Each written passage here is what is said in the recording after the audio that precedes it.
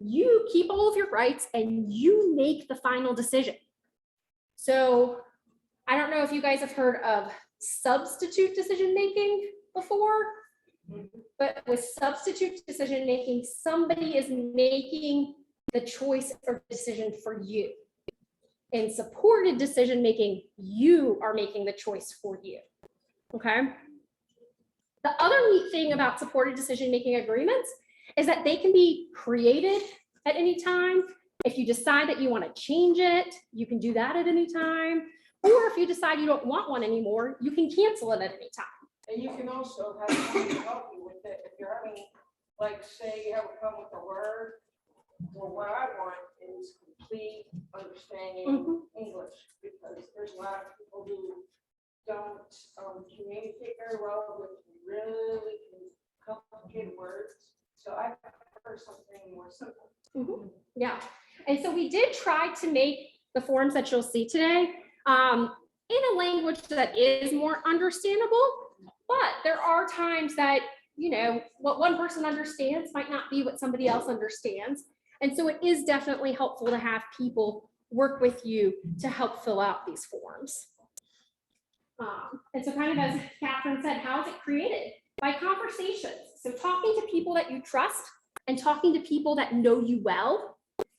They can help you with answering some of these questions and kind of thinking through some of these questions. So it might be a support coordinator or case manager or somebody else that works with you or is paid to work with you, or it could be family members or friends that you've got. So with Virginia's supported decision-making agreement, there are 3 people that are involved. So you can actually do it with just 2 people, but you have the option of a 3rd. So you have the decision maker. So the decision maker is the individual that has a disability. So in Virginia, you have to have either an intellectual or developmental disability, and you have to be at least 18. So if you're younger than 18, don't worry, you can start thinking about this right now. It's good to think about. But you got to wait until you're 18 to actually do this. And then you have to be legally able to make your own decisions. So at this time, you can't have a legal guardian or conservator. So as long as you don't have a legal guardian or conservator, you are eligible or able to create a supported decision-making agreement. Then you have the supporter or the supporters. So this can be one person or it can be multiple people. It's up to you. And these are the people that you choose to say, I feel comfortable with you. I trust you. You know enough about me that you can help me. So again, you could choose one person or you could choose multiple people. In my life, I have multiple supporters because I have different people that help me with different topics. My husband is my computer guy. So I look at him and he helps me with technology kind of stuff. But I trust my doctor with my medical decisions, you know? So you can have multiple people, that's okay. Then we also have this 3rd option as the facilitator. And the supported decision-making facilitator is a person that you could choose if you want to kind of oversee your agreement.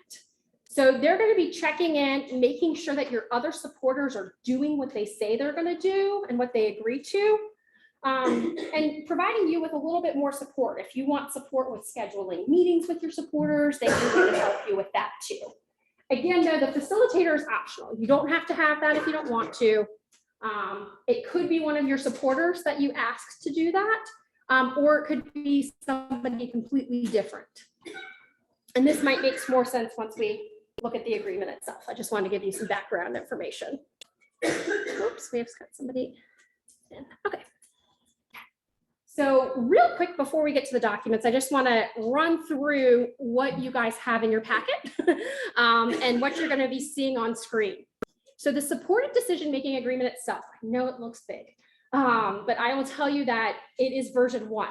So we are working on ways to condense it and make it easier to fill out. So please don't look at it and think like, oh my gosh, this is just overwhelming. But there's 9 areas to it. So you've got health and personal care, friends and partners, money, where I live and community living, school and education, working, my rights and safety, meeting and talking with my supporters, and then other. Then the other parts of the agreement that we'll look at in more detail are what other types of support do you receive? So do you have a power of attorney? Do you have anybody that helps you with your financial, with your money? Do you have an advanced medical directive? Those are the other types of support. We have the agreements, and that's where you actually sign a page with your supporters, where you all agree that yes, the information we've put in this supported decision-making agreement, we are agreeing to do together. Then you're going to have a cancellation of the agreement. That's where if you decide, I don't want this agreement anymore, you sign a cancellation and it's done. You'll have a form for the supported decision-making facilitator and a notary. It's not required to have your form notarized by anybody, but some people feel more comfortable with that. Just like a power of attorney document doesn't have to be notarized, but some people feel more comfortable with that. So we tried to give people the option if they wanted to. Then you also will have pages for changes and cancellations, and we'll look at those more. So let's look at the discovery tools. We created 3 discovery tools to give you guys an opportunity to think about the questions that you're going to be asked on the agreement itself. Now, these are optional. You can use them if you want to. You could just use one of them if you wanted to, or don't use any of them at all. But the 3 discovery tools that we have are the when do I want support tool, the what kind of support do I want tool, and the relationship map tool. And those are going to be on the other side of your folder, the side that doesn't have your PowerPoint on it. So the discovery tools, that one is going to be a 10-page document in your folder. And it's going to ask you questions like, what can I do on my own? What kinds of things can I do with support or help of other people? And then what things do I need other people to do for me all together? I can't do this on my own. Somebody else needs to do this for me. The cool thing, so this is the first page of this tool. Did somebody need me to go back?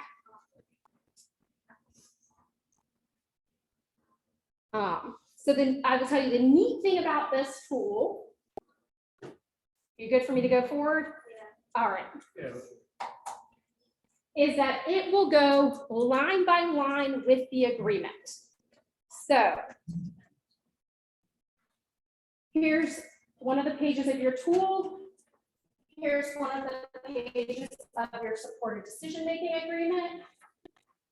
You have the question, do I need help getting my healthcare information? If I say I can do this with support, then look, your first question up there. Do I need help with getting and looking at healthcare information? So it's going to be the same for every life area. Every one of those sections on this tool lines up with every question on the agreement. And we're going to look at this several times, so don't worry about trying to get it all now this one time. So this is Catherine's.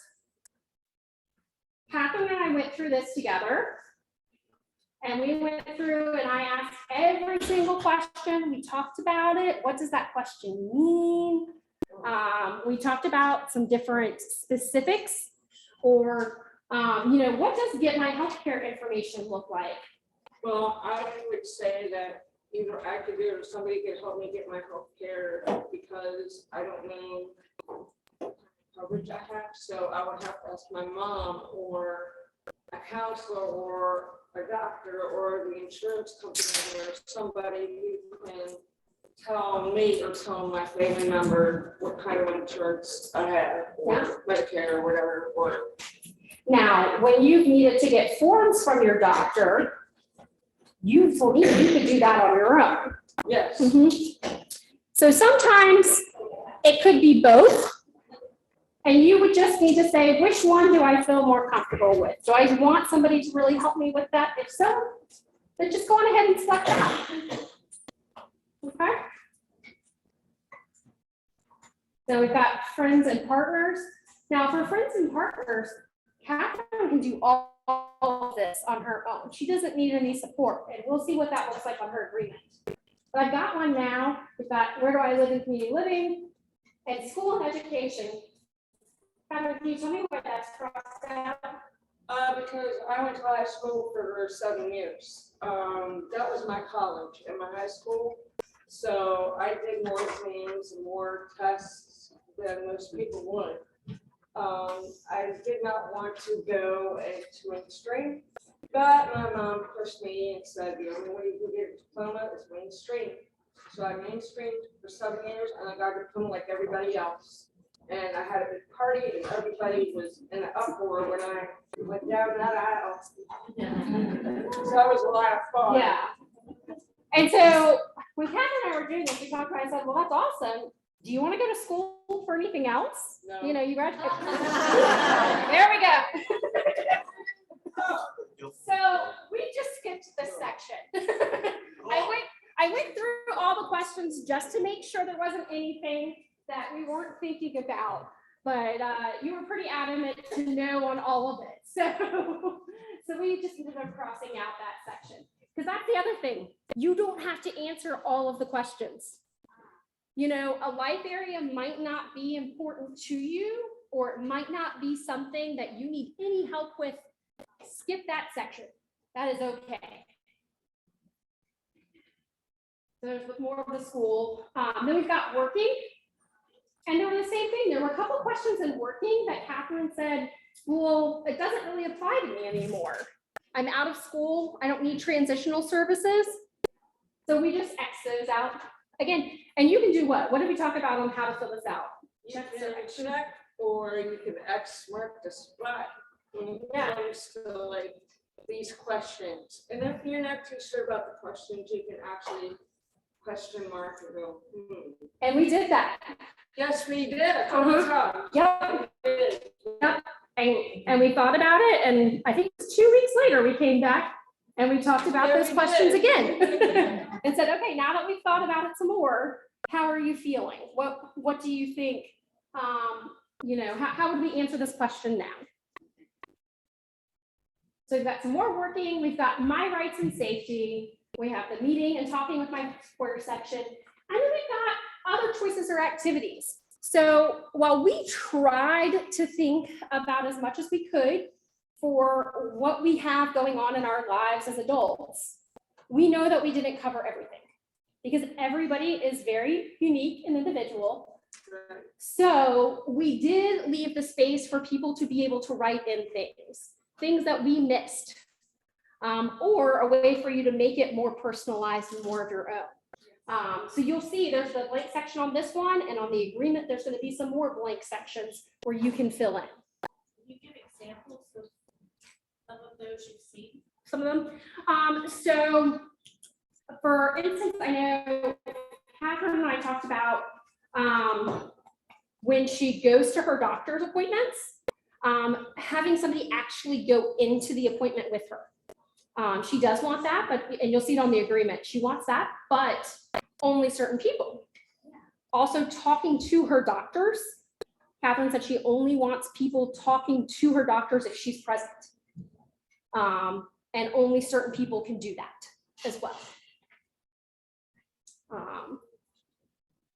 So does that help? Okay. So our big discovery tool is the what kind of support do I want? So this kind of helps you think about what do you like people to help you with, and what does that actual help look like? Because I can say I need help with this, but help is not really descriptive. It doesn't tell people what to do or how to do it. So this one is just 2 pages. I know it says 1 of 3. The 3rd page is blank. Ignore that. So that's a formatting issue. That's me not knowing how to work Microsoft Word. So you have. That's all right. Thank you. You'll have a few blank pages in your folder. It's all practice. Yes. So this just asks you a couple different questions to think about. What kind of help do you want or do you like? And really the purpose for this form is so that your supporters know what to do. On the agreement, it does have some specifics like come to meetings, help talk, help communicate or talk to people for me, that kind of thing. But it's not always going to provide all of this level of detail. So this is a helpful form to give to the people that say that they're going to be your supporters so that they know, oh, let's look at this.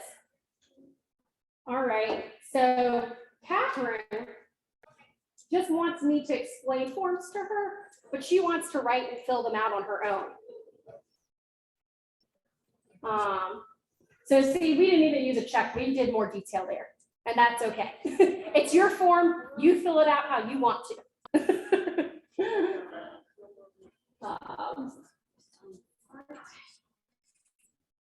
Or that Catherine needs more time. Oops, no room. There's another seat here.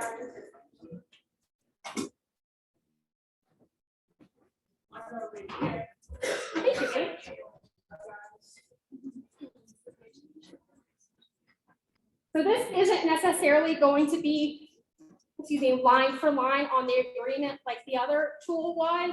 This is more to help you think about what do I like, how do I like people to help me, and then to have your supporters have a better understanding of that. And then our third one is the relationship map. So the relationship map looks at 4 different areas. It's going to ask you about friends, family, home or other places, who helps you at home or other places, and then who helps you at school or work. And then with this, we're going to think about how close do you feel to that person? So it's not your physical distance, but how emotionally close. How much do you trust that person? How much do you feel like that person knows about you and you're comfortable asking them questions?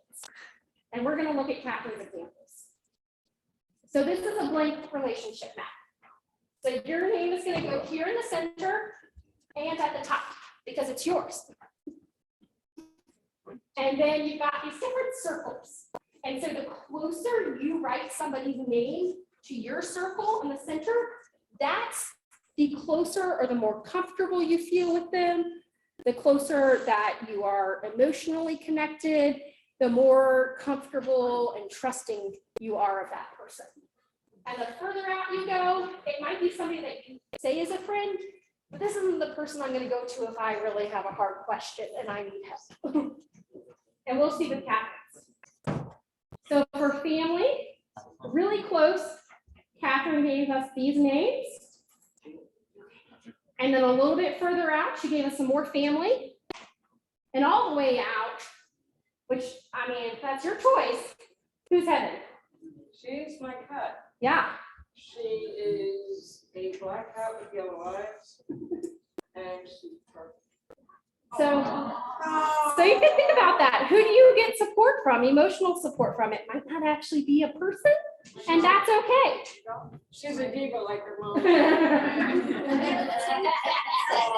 was important to have our cat. My dog and my stuffed dog Rex. Yeah, I mean, I'm doing too. I have an actual dog named Kids, but he also gives me comfort. See? So you might include those animals on here. It's just not going to be somebody that would be supporting you because it's a little hard to ask your dog's, a rough isn't easy to understand what that means. Yeah, so I get that. But emotionally, they still support you. So then we looked at Catherine's friends. And really close by, people that she's really close to, she said these names. Then we've got this other person that's, close but not that close. Do you have a question, sir? Yeah, I was going to say that That's good. So Mark might be in your friend section.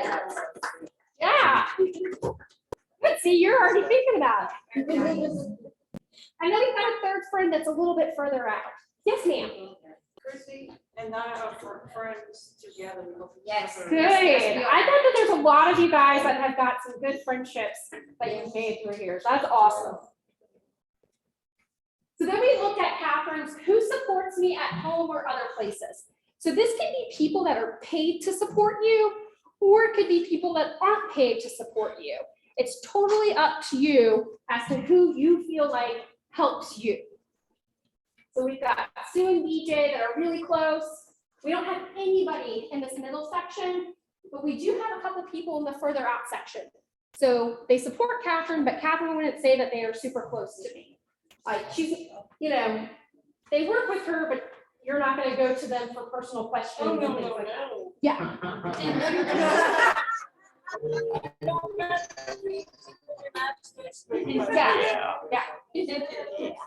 So then we've got our list of who helps me at work or school. In Catherine's case, she doesn't go to school. So we talked about who helps her at work. So we've got a good group of people that are close. We've got somebody on the outer circle. Oops. And that was it. So from here, again, this is where sometimes this takes time. I will say that. I've met multiple times to go through all of this. So don't feel like this is something that you have to do or could do at one time. So after filling that out, we took some time. About 2 weeks went by and we got together and said, okay, Catherine, I said, so we looked at that list. Who's your supporters? Because that's a lot of people. So who do you feel like you can trust? And this is who Catherine came up with. Mom, dad, sisters, brothers, sister-in-law, doctors, and counselors. Yeah. So Catherine, how did you come up with this list? Because again, we have a lot to work with. Well, I came up with this list because there were questions that you asked me. So it was more, okay. Yes. That is true. It was all her, wasn't it? Well, I know these people know me very well. I'm very private about certain things. So I would go to my mom or dad or my sisters or brothers or, my family members and talk to them or my friends and stuff. So that's how I came up with this. You also told me that, first of all, these were people you trusted. Yes. And that they were people that knew you and what you wanted in your life. Yes. So there are times that we might have questions or need help with something. And because maybe we're really upset, it's something that is a hard decision to make. It's hard to maybe think clearly. It's really helpful to have people that know you, that know what you want in your life, what you like and don't like, because they can remind us of that when we're making decisions. Can I tell Please, you yes. something? Well, I was in a house and I was on the council with this house group. And apparently, nobody was in the house but me. It was a big house. And then all of a sudden they go, well, you gotta move. I said, wait a minute. I was on your council. And now you're telling me? I said, okay. Like, where do you want to go? I said, I'm not going to North Parks because it's a prison out in Lincoln. And Cross Creek, there's nothing to do. So I live on my own. And I live in a community. I can walk across the street, English Carter, Coles, you name it. The movie theater, I get over there. It's real, I'm free.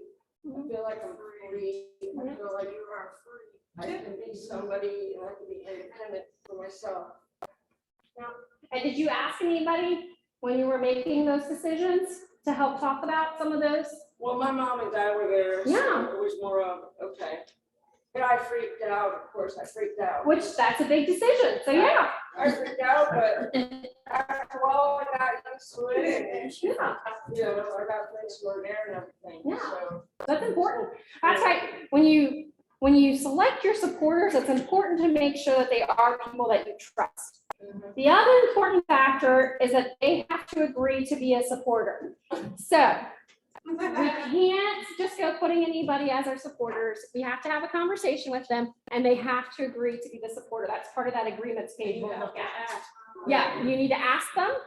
And the ways that they support you, they have to agree to. And we're going to look at that on Catherine's agreement. So this was just another reminder of what we talked about, what we're going to talk about.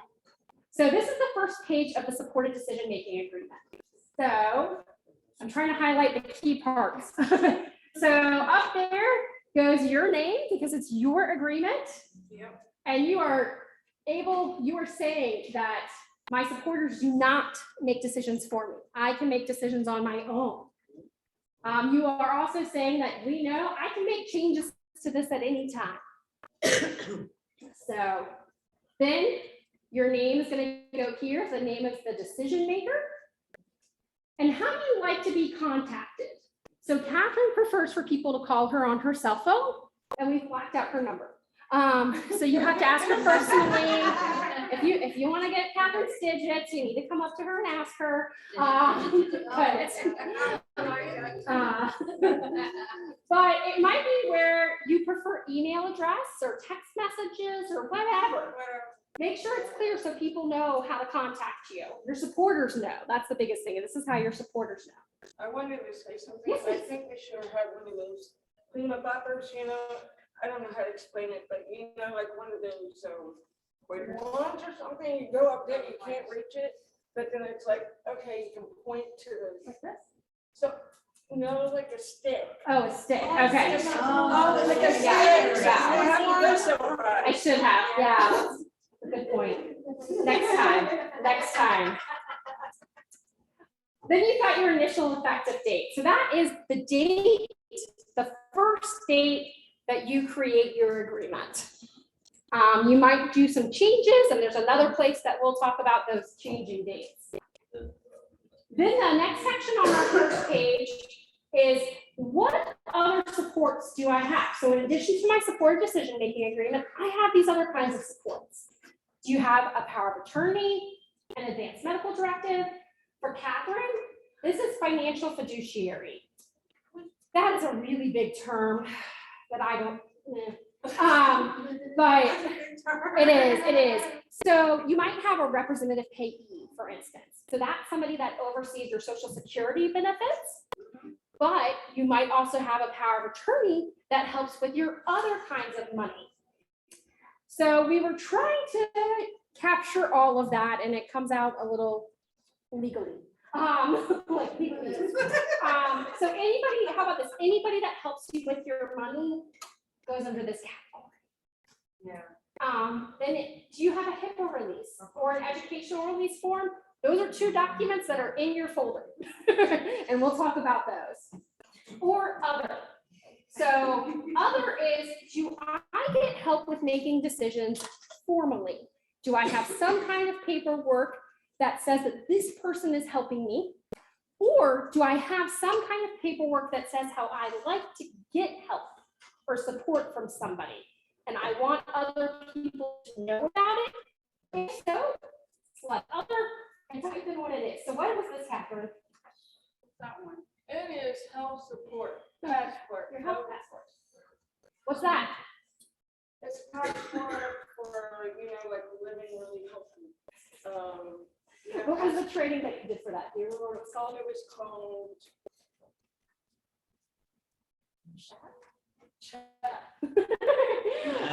So there's several trainings we'll talk about at the very end, but there are several trainings. The health passport is created. DBHDS has one that you can use, but also the VCU's partnership for people with disabilities has a training that you can go through to kind of look at what do I want and not want when I have to make medical, when I go to the doctor. What kind of things do I want my doctor to know about when I go to the appointment? And you create this health passport. And so Catherine has one, and we thought it would be helpful for her supporters or anybody else to have a copy of it when she goes to doctor's appointments. So we were going to attach that to her agreement. Now, oh, I messed up the order. That should go there. She does have a payee, but we don't have the payee forms. So that error should go there. But issues, sorry guys. So yeah, so you'll see either if that form's attached or not. So then we go through page by page, and we'll go through these kind of quickly. But all of your 9 categories are going to have the same thing. They're all going to be filled out the same way. So your first question is, I do want help or I don't want help. If you check that you do want help with that area, you're gonna fill out the rest of it. If you say, I don't want help with it, skip those pages and go to the next. Then you're gonna have your supporters. So who are people helping you with that particular area of life? So this is everybody that is agreeing to support Catherine with her health and personal care. So you're gonna have, let me see if I can get this to work. So you're gonna have the person, you should have their first and last name. We were trying to be sensitive to Catherine's supporters. So we've got initials here, we've got the relationship. So is it mom, dad, sister, brother, counselors, the address, email, and phone number. Then we go through each question and we say, yes, Catherine either needs help, or no, she doesn't. And then if yes, I want help with this, I have the option of saying all of my supporters. So everybody I've listed up here is gonna help me with this question, or no, I only want a couple people, and I'm gonna tell you who those people are. So we can kind of see question by question again, how Catherine filled it out. So let me go back. So this first one was, I can do this with support. So on the agreement, we said why, yes,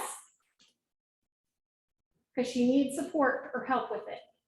The next one was, I can do this on my own. So then we said in for no, she doesn't need help with that. Does that make sense? Okay. Sometimes I live in these documents every day, so what's going on in my head, I'm trying to translate.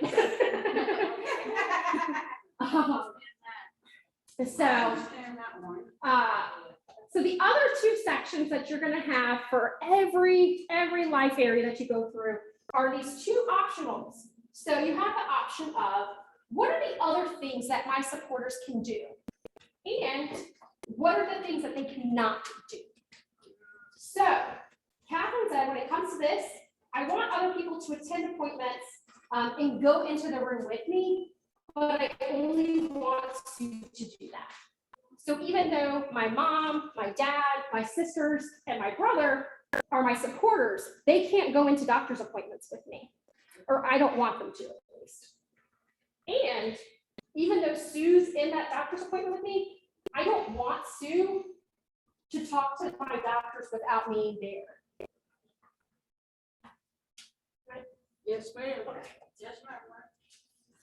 So for friends and partners, on that other checklist, Catherine said she didn't need help with that. She can do all that on her own.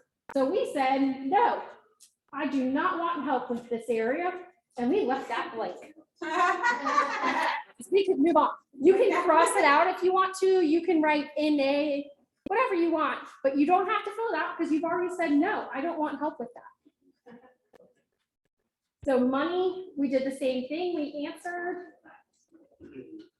So some things, Catherine has different supporters that will help her with these different areas.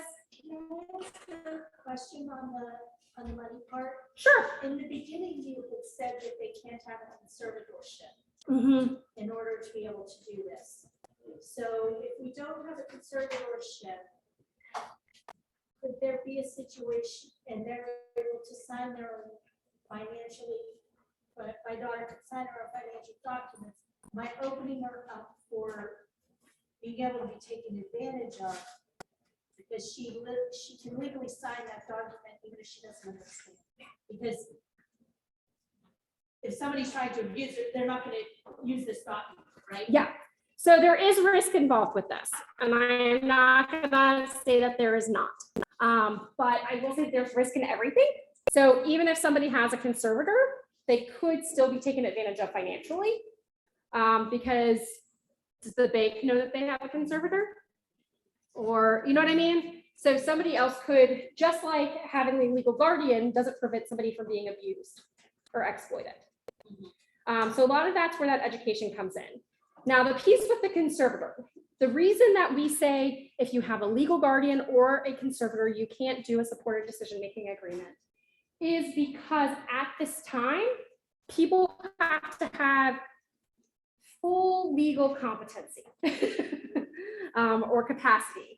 And if you have a conservator, the way the paperwork is worded is it typically says that somebody is found to be incompetent, legally incompetent.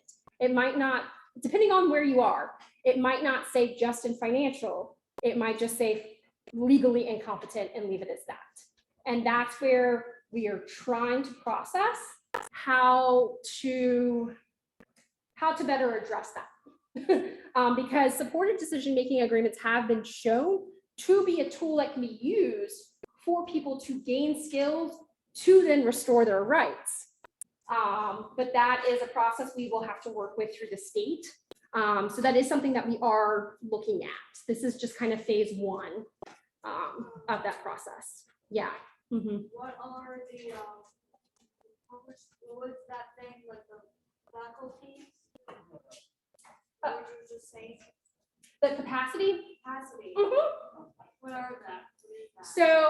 So there's a couple words. So there's capacity and competency. Okay. And they mean two different things, but it gets very confusing because the law uses them sometimes to mean the same thing, even though they don't. Yeah. So capacity is your ability to understand something and to get that back out. So somebody tells me something, I'm understanding it, I can then make a decision based off of what that person told me, and now I can tell you what my decision is. All right. Now, the courts, what they look at is competency. And competency is a much bigger thing. But what happens is a lot of times they will use that capacity to make the decision about legal guardianship. And that's hard. So in June, part of my training was on three C's: capacity, competency, and consent. So you and I can talk more about that if you want to, because it is a bigger subject. But yeah, we can definitely talk about that. I'm just writing down notes. Yeah, no, you're fine. You're fine. Yes. Something I'm gonna bring up, and I think Jenny spoke earlier, but there was a trial, and obviously we had supportive decision making. Now I was one of the people who testified in the trial. Yes. And one thing that came forward from the judge, and this is something to put in your mind, is she could be taken advantage of Yes. financially or promiscuous. And what I said to the judge was, so are we determining that every person who's declared bankruptcy is financially at risk to just have a Exactly. guardianship in place? 100%. Because we are determining that because she's an individual with disability. Exactly. Yeah. So it's just something to kind of put in your brain, Yeah. because you could say the same thing. Well, I use the example a lot. I don't know if that's appropriate or not. I used it in June a fair amount. Drinking. I mean, I, after one or two beers, would have a hard time making some decisions. But that doesn't necessarily mean that I need a guardian, because I couldn't make those decisions then. Or again, with the technology thing, I do not get this. This is, I can do a couple things on it, but there's a lot that I need help with. But does that, because I need help with this, does that mean I need a guardian? So yeah, there's risk involved, but there's risk involved in life. And just because there's that risk involved doesn't mean that somebody needs somebody else to make their decisions for them, because that's how we learn. I made bad decisions when I was a teenager, but that's every teenager. That's part of life. But that didn't mean that I needed somebody to come in and make all my decisions for me. So yeah, thank you for bringing that up. I appreciate that. Sometimes we have to remind other people of their own decisions that they've made and put it in those terms. So thank you. So I would say, this is just that I just wrote, there is risk involved, so be careful and responsible. Yeah, thank you. And I will tell you guys, we are going to be addressing that risk a little bit more. I'll get to it. We have a whole thing about the risk. So I'll go through these sessions because I know we're running out of time. So, so this is again Catherine's every page. This is where she's added some stuff, some more examples. So she wants people to be able to help her understand her benefits that she's eligible for, and to help her apply or renew for benefits. So this is the agreements page. This page you might have to make copies of, because every supporter should be signing it. So we only have spots for 3 supporters, but if you have more than 3 supporters, you can photocopy and make another copy of this. So all your supporters can sign it. That's okay. So this is the agreements. This is what you as the decision maker are agreeing to and what your supporter is agreeing to. So you're agreeing to consult with your supporters. You're agreeing to be open and honest with them about what you want and don't want. You're also agreeing that you're aware that you're making the final decision. And then you've got your supporters that are saying that they're going to be fair and honest with you. They're not going to help you with decisions that they either don't know anything about, or it could be a conflict of interest. So everybody signs and dates. And then again, down here, you could print this multiple times if needed. And this is your cancellation. If you decide, I don't want a supported decision-making agreement anymore, it's very easy. You write your name here and you sign it and date it. It is that easy. Same thing if I want a facilitator. There's one page for your facilitator signs, or if you want the notary, these are optional. You can skip them if you don't want them. Now say, all right, I selected this person, John is my friend and he was my supporter, but John and I don't get along anymore. And I don't want him to help me. That's fine. You just put a date right here. You say, sorry, John's over there. This is if you want to add Mary. I'm adding Mary. Mary's going to be a supporter. I'm going to sign here, and Mary's going to sign here saying she's going to be my supporter now. And in this part, we're going to say, where's Mary supporting me and how is she supporting me? This is John. John's over here on cancellations. I don't want John to support me anymore. So name of cancellations, John Smith, and then I sign. You can add and remove to your supporters as long as it's agreed to by your supporter that you're adding. Supporters can take themselves off. A supporter might say, I don't feel comfortable with this anymore. So I'm letting you know that we need to fill this out, and I'm going to make sure we fill this out to show that I don't want to be a supporter anymore. So everybody has that same right. Other forms in your folder. You've got instructions for how to fill this out. You've got a medical release form, an educational release form, frequently asked questions, and then if there's other forms that you want to attach. So I'll just go through. Those are your FAQs. Those are your instructions. Sorry. The medical release form is 2 pages, and so is the school release form. So these are written in plain language.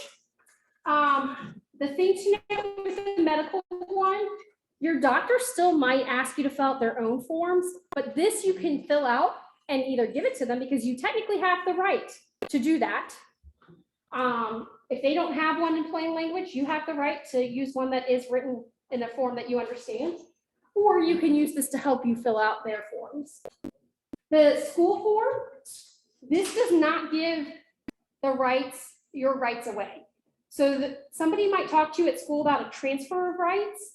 Transfer of rights is where you are saying, I want somebody else to make the choices about my school for me. This is not that form. Yeah. You are keeping your rights. You are still making the decisions for yourself.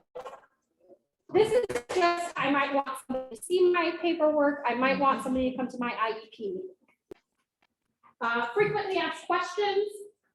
In your version, we've got plain language. We've got this written in a little bit more with some legal words in it for the legal people. This is 5 pages. It also has, we have a health and safety, or not health and safety, abuse and exploitation protocol that really addresses that risk piece. That's in your frequently asked questions document. And then other forms. This is what we talked about. Catherine talked about how she had the health passport. If you want to attach that, you're free to. You can attach whatever forms you want to this document. The other thing is you don't have to use this document. In Virginia, you can create a supported decision-making agreement using any template you want to. We just created this to help you if you wanted to. But you do need to have at least these 4 things. So who you want to help you, when you want them to help you, how you want them to help you, and then an indication that they agree. So a signature page probably. Yes, ma'am. I'm pretty much going to Colorado to visit with my family. Mhm. Sometimes my staff to help me out with that part. Okay, They have to help me out. okay. So are you at, so, I mean, that could be included in that. Mhm. I live with the Hope House. Oh, well, they're wonderful. I have a feeling Hope House would be willing to help you with one of these. Yeah. Similar? Okay.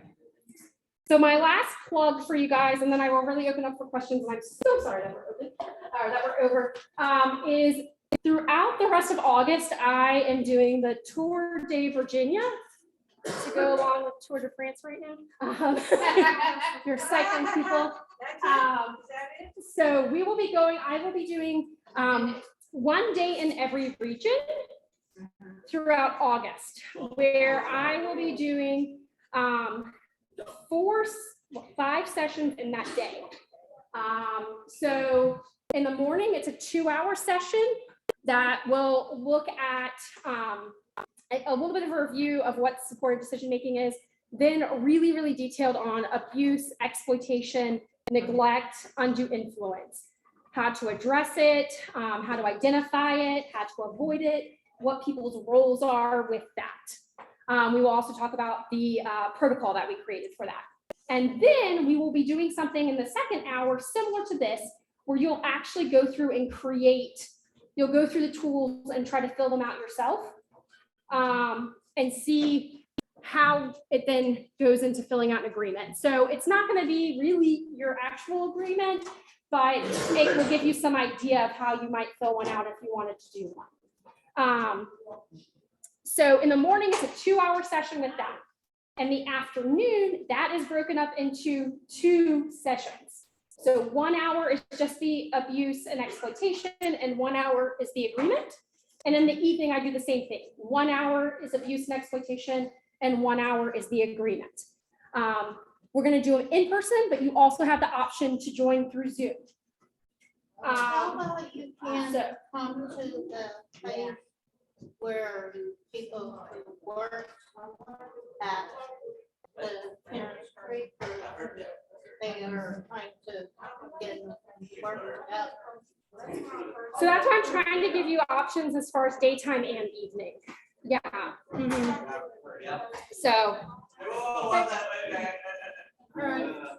sorry, guys. If you need me to email you, please, but I'll stay back and answer questions.